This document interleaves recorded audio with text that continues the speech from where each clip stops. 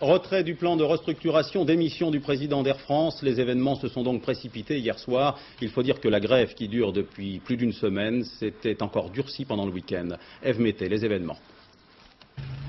Pas de déclaration, Bernard Attali a choisi la voie discrète d'un simple communiqué pour annoncer sa démission de la présidence d'Air France. Un communiqué sous forme de message au personnel de la compagnie.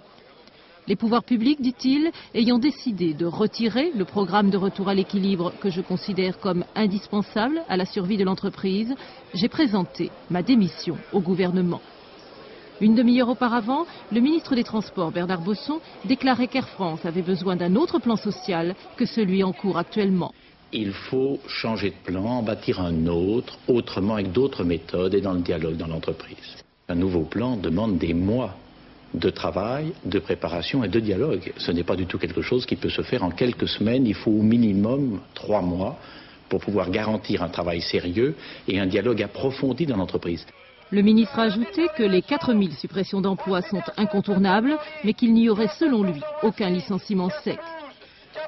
Le retrait du plan social et la démission de Bernard Attali, ces deux nouvelles tombent donc 13 jours après le début du conflit, commencé le 12 octobre dans le cadre de la journée d'action nationale CGT et FO.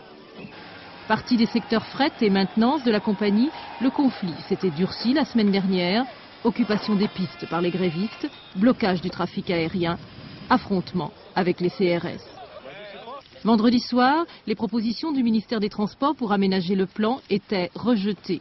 La semaine qui commence s'annonçait comme une nouvelle zone de turbulence.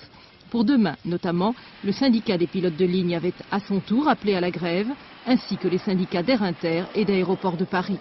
Une nouvelle montée de tension que le gouvernement a voulu désamorcer hier soir. Le gouvernement joue donc la carte de la paix sociale, comme on dit.